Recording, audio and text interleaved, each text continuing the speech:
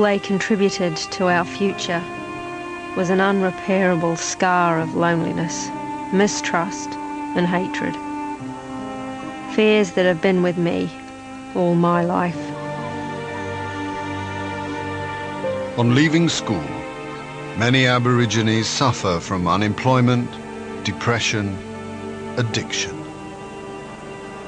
Welfare authorities will take many of their children away from them. 1926. Stoney Indians parade in the streets of Banff in the Rocky Mountains. Canada's indigenous peoples are also victims of discrimination. Stoney Indian Isaac Rolling in the Mud. When we gave up the land, we gave up our rights. That is why we feel as if we're in confinement, with all the white people's laws and regulations. We were brought up free. Now we feel the imprisonment.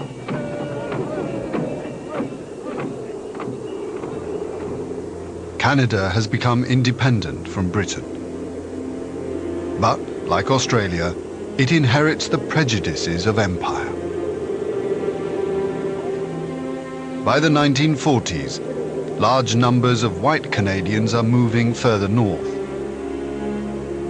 The Canadian government encourages the nomadic Eskimos, the Inuit, to live in small, fixed settlements. In a report on settlement life, Henry Larson. Conditions are appalling. Destitution, filth, and squalor are gradually undermining the health of these people, and if not checked, will result in their extermination.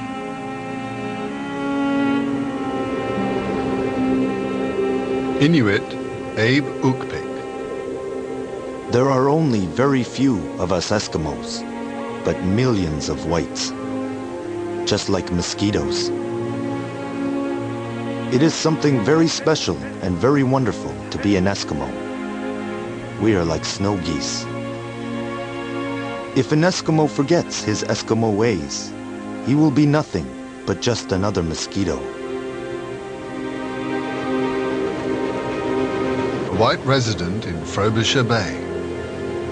This may be a doomed culture, but we're not replacing it with anything worthwhile.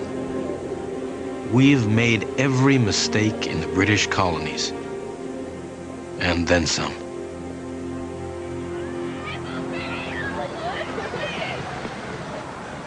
Many native peoples throughout Canada struggle to survive.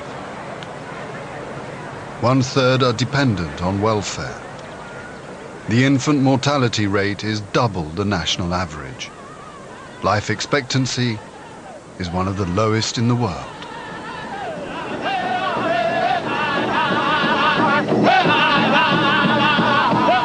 Over the next 30 years, the indigenous peoples of the empire will struggle to overturn the legacy of racism. Chief Dan George of the Coast Salish people. Do you know what it's like to have your race belittled? What it's like to be without pride in your race? It's like not caring about tomorrow. For what does tomorrow matter? It's like having a reserve that looks like a junkyard, because the beauty in the soul is dead. Come and integrate, you say. But how can I? What is there in my culture you value?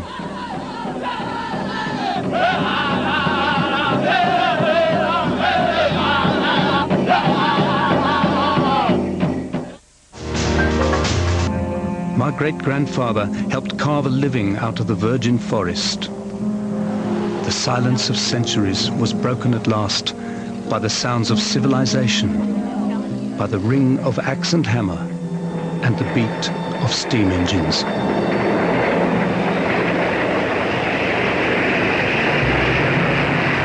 220,000 white Rhodesians rule over 4 million Africans.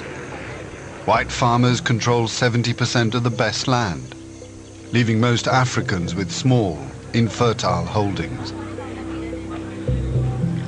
In Gwelo, George Ndenze. The way in which the blacks are being treated by the whites is the cause of all the unrest today. The Europeans have cheap native labor, which they exploit at the expense of African advancement.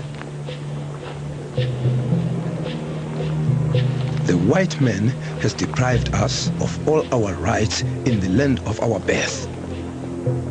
Our state is pitiable.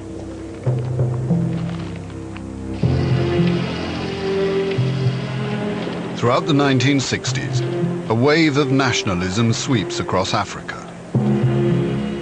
But fearful of South Africa's racist influence, Britain refuses to grant Southern Rhodesia her independence, until Ian Smith's white government yields to black majority rule. Smith's supporters are incensed. I most certainly think the British government has let us down, and personally I think they stink. I think it's a disgrace, and I'm terribly ashamed of the fact that I was even born in England. They could have really built up the empire, instead of which they seem to have gone out of their way to destroy their empire. The basic African definitely is not in a position to take over government. The African, in no other sphere, have proved themselves capable of anything. Why is it that in Britain they seem to think the one thing the African is capable of doing is governing? In a letter to the Rhodesian Herald, Harry Hart, July 1964. I don't know what Mr. Smith is waiting for. England has continually shown itself to be treacherous to deal with. If Mr. Smith decides to take independence, then we are all behind him. This is the Rhodesia Broadcasting Corporation. Here is the Prime Minister of Rhodesia. November 1965. Ian Smith seizes power. A unilateral declaration of independence. We are the first Western nation in the last 2 decades to have the determination to say so far and no further. God bless you all. Rhodesia embarks on a path to South African-style apartheid. Britain has lost control to white nationalists in her last remaining African colony.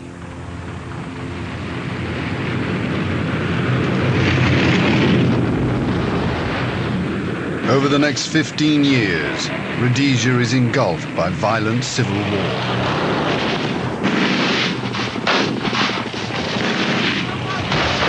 Ian Smith's Rhodesian army fights against 2 African guerrilla factions.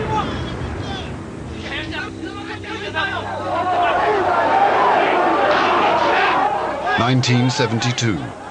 Protesters riot against the government's racist policies. Leader of the communist-backed ZANU guerrillas, Robert Mugabe. Our objective is the liquidation of imperialism and colonialism. Through armed struggle, we will set up a democratic state.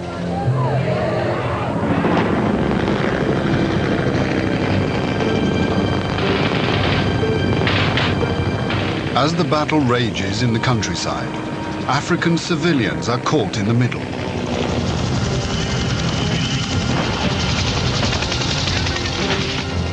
An African villager. If we report the terrorists, they come and kill us. If we do not report them, the soldiers come to torture us.